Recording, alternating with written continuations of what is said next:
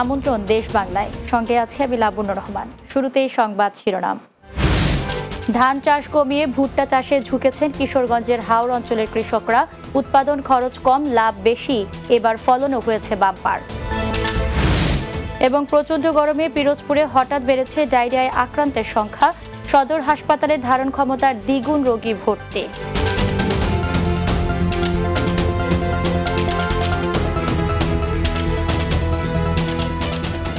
শুনছিলেন শিরোনাম, এবারে বিস্তারিত। কিশোরগঞ্জের হাওর অঞ্চলে এখন সোনালী রঙে রাঙানো। গত কয়েক বছরে ধান চাষ কমিয়ে কৃষকরা ভুট্টা চাষে ঝুঁকেছেন, যেখানে উৎপাদন খরচ কম, লাভ বেশি এবং বন্যা কিংবা খরার ভয় নেই। এবারও বাম্পার ফলন হয়েছে।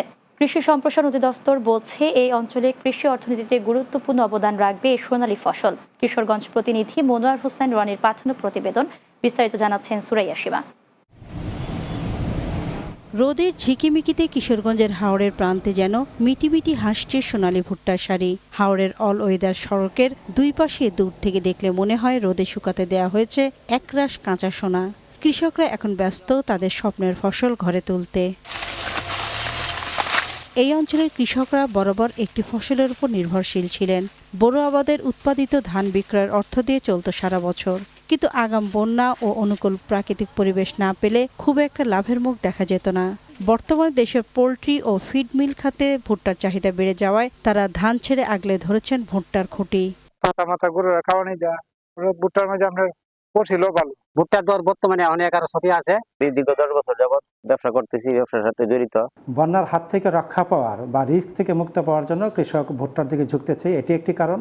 ধান আবাদের চেয়ে ভুট্টা আবাদ করে কৃষক অধিক লাভবান হতে পারে, এটি দ্বিতীয় কারণ হিসাবে দেখা দিয়েছে আর কি ভুট্টা আবাদ বৃদ্ধির জন্য। এবছর কিশোরগঞ্জে 12,100 হেক্টর জমিতে ভুট্টা আবাদের লক্ষ্যমাত্রা নির্ধারণ করা হয়েছে, যেখানে উৎপাদন ধরা হয়েছে 12,210 মেট্রিক টন। কিন্তু লক্ষ্যমাত্রা ছাড়িয়ে 12,210 হেক্টর জমিতে আবাদ হয়েছে। Desk report, Bangla TV. টাঙ্গাইলের দেলদুয়ার উপজেলা প্রশাসনের আয়োজনে সামাজিক সম্প্রীতি বজায় রাখার লক্ষ্যে মতবিনিময় সভা অনুষ্ঠিত হয়েছে। উপজেলা পরিষদ হলরুমে উপজেলা নির্বাহী কর্মকর্তা মোহাম্মদ সাব্বির আহমেদের সভাপতিত্বে ও উপজেলা সহকারী কমিশনার ভূমি মোস্তফা আবদুল্লাহ আল নূরের সঞ্চালনায় সভার আয়োজন করা হয়। এ সময় বক্তব্য রাখেন lieutenant colonel K M Haidurul Alam, Delduar থানার অফিসার ইনচার্জ মোহাম্মদ শোয়েব খান, উপজেলা বিএনপির সভাপতি আব্দুল আজিজ খান সহ বিভিন্ন রাজনৈতিক দলের নেতৃবৃন্দ ও এলাকার গণ্যমান্য ব্যক্তিবর্গরা। প্রচণ্ড গরমে পিরোজপুরে হঠাৎ করে বেড়েছে ডায়রিয়ায় আক্রান্ত রোগীর সংখ্যা। সদর হাসপাতালে ডায়রিয়ার ওয়ার্ডে ধারণ ক্ষমতার দ্বিগুণ রোগী ভর্তি রয়েছেন, যার বেশিরভাগই শিশু। ঈদুল ফিতরের পর থেকে হঠাৎ করে ডায়রিয়ার প্রকোপ শুরু হয়। বর্তমানে এই রোগের তীব্রতা বেড়েছে ব্যাপক। ডায়রিয়া ওয়ার্ডে জায়গা না হওয়ায় এবং লোকবল সংকটে ভুগছে হাসপাতাল কর্তৃপক্ষ। পিরোজপুর জেলা হাসপাতালে ডায়রিয়া ওয়ার্ডে 26টি বেডের বিপরীতে ভর্তি রয়েছেন 64 জন রোগী। গত এক সপ্তাহে পিরোজপুর জেলা হাসপাতালের মোট ডায়রিয়া আক্রান্ত রোগীর সংখ্যা 230 জন। এই ঈদের দীর্ঘ বন্ধে বিভিন্ন জেলা থেকে মানুষ গ্রামে বেড়াতে এসেছে, এবং ঈদে একটু মানুষ খাবার দাবার একটু অনিয়ম হয়েছে বিধায় আমরা মনে করছি যে এই ডায়রিয়া রোগীটা বেড়েছে। গাজীপুরের কালীগঞ্জে তেল জাতীয় ফসলের উৎপাদন বৃদ্ধি প্রকল্পের আওতায় মাঠ দিবস ও কারিগরি আলোচনা সভা অনুষ্ঠিত হয়েছে। কালীগঞ্জ উপজেলার জামালপুর ইউনিয়নের চুপাইর গ্রাম মাঠে এই মাঠ দিবস অনুষ্ঠিত হয়। কালীগঞ্জ উপজেলা কৃষি সম্প্রসারণ অধিদপ্তর কর্তৃক আয়োজিত অনুষ্ঠানে প্রধান অতিথি ছিলেন গাজীপুর কৃষি সম্প্রসারণ অধিদপ্তরের উপপরিচালক মোহাম্মদ রফিকুল ইসলাম খান। উপজেলা কৃষি অফিসার ফারজানা তাসলিমের সভাপতিত্বে বক্তব্য রাখেন বীজ প্রত্যয়ন এজেন্সির জেলা বীজ প্রত্যয়ন অফিসার আশিস কুমার কর, উপজেলা কৃষি সম্প্রসারণ অধিদপ্তর অতিরিক্ত কৃষি কর্মকর্তা উম্মে রোমান চৌধুরী সহ আর অনেকে। বাংলাদেশ কোস্ট গার্ডের অভিযানে সুন্দরবন থেকে হরিণের মাংস সহ এক শিকারীকে আটক করা হয়েছে। কোস্ট গার্ডের মিডিয়া কর্মকর্তা লেফটেন্যান্ট কমান্ডার সিয়ামুল হক এ তথ্য নিশ্চিত করেন। তিনি জানান, গোপন সংবাদের ভিত্তিতে সুন্দরবন সংলগ্ন নলিয়ান ঠাকুরবাড়ি ঘাট সংলগ্ন এলাকায় অভিযান চালানো হয়। এ সময় কোস্ট গার্ডের উপস্থিতি টের পেয়ে শিকারী দল দুটি বোট ফেলে পালিয়ে যায়। পরে বোট দুটি তল্লাশি করে 110 কেজি হরিণের মাংস উদ্ধার এবং শিকারী মোট আরিফুল সর্দারকে আটক করা হয়। দেশ বাংলায় নিচ্ছি বিরতি, ফিরে এসে অন্যান্য সংবাদের সাথে আরও যা থাকছে। সৌন্দর্য বর্ধন সহ সংস্কার করা হয়েছে গাজীপুরের কালীগঞ্জের ঐতিহাসিক 13 গম্বুজ মসজিদ, প্রত্নতাত্ত্বিক বিভাগে অন্তর্ভুক্ত করার দাবি।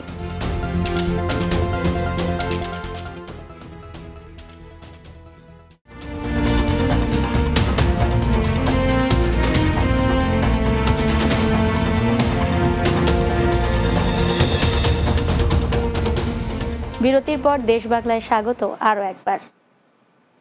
গাজীপুরের কালীগঞ্জ উপজেলার প্রায় 250 বছরের পুরনো দৃষ্টিনন্দন ও ঐতিহাসিক 13 গম্বুজ মসজিদটি আজও স্মৃতি বহন করছে।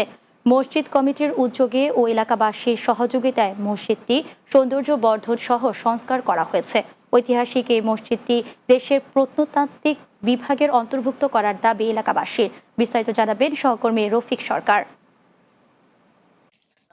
গাজীপুরের কালীগঞ্জ পৌরসভার 6 নম্বর ওয়ার্ডের ভাতগাতি গ্রামে দৃষ্টিনন্দন ও ঐতিহাসিক একটি প্রত্নতাত্ত্বিক স্থাপনা 13 গম্বুজ জামে মসজিদ।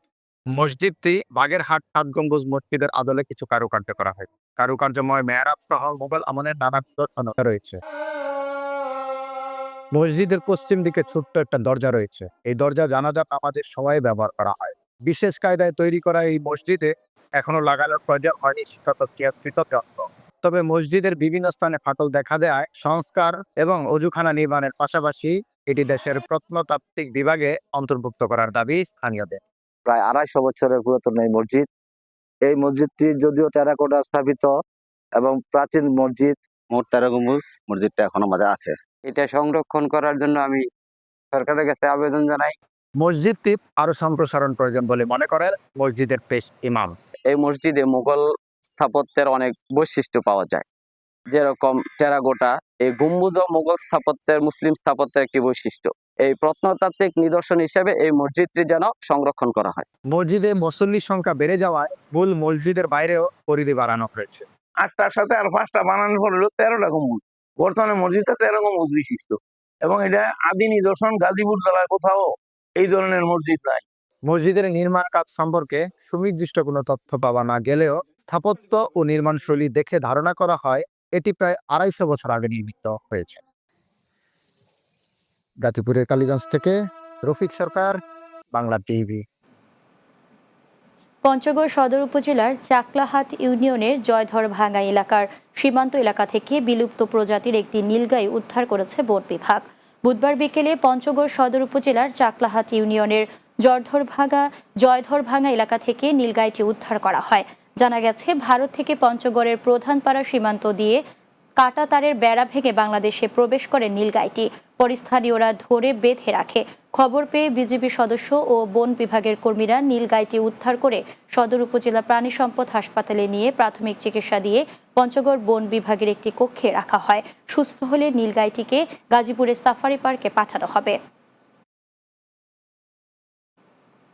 মানিকগঞ্জে আলহাজ এম সাত্তার খান ফাউন্ডেশনের অর্থায়নে ফাউন্ডেশনের স্বাবলম্বী প্রকল্পের আওতায় অসহায় দরিদ্র 2টি পরিবারকে অটো বাইক উপহার দেওয়া হয়েছে।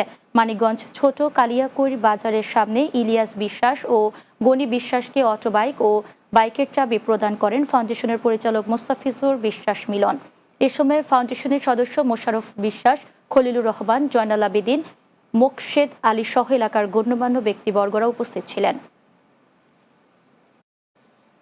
ময়মনসিংহের ভালুকায় বিএনপিকে সুসংগঠিত এবং বিএনপির বিরুদ্ধে মিথ্যা অপপ্রচার, চাঁদাবাজ সহ সকল অনিয়মের বিরুদ্ধে পথমিছিল অনুষ্ঠিত হয়েছে। উপজেলার কাচিডা ইউনিয়নের বাটাজোর বাজারে অনুষ্ঠিত হয় এ পথমিছিল। ইউপি সদস্য ইয়াসিন তালুকদারের নেতৃত্বে উপজেলার বিএনপির যুগ্ম আহ্বায়ক খালিকুজ্জামান তালুকদার হুমায়ুনের সভাপতিত্বে ইউনিয়ন বিএনপির সাবেক সহ সাংগঠনিক সম্পাদক শাহজাহান সিরাজের সঞ্চালনায় কাচিনা ইউনিয়ন বিএনপি ও সহযোগী সংগঠনের বিভিন্ন পর্যায়ের নেতৃবৃন্দরা বক্তব্য রাখেন।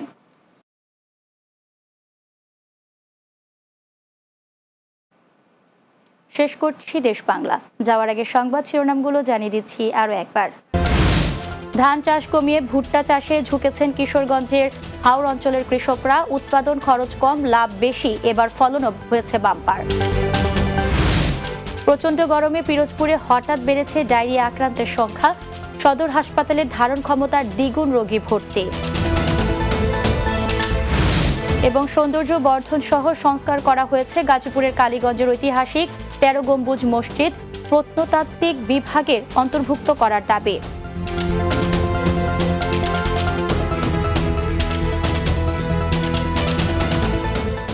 এই ছিল দেশ বাংলায়। আমাদের পরবর্তী সংবাদ বিকেল 4:30 দিনের বাংলা দেখার আমন্ত্রণ রইল। এতক্ষণ সঙ্গে থাকার জন্য ধন্যবাদ সবাইকে।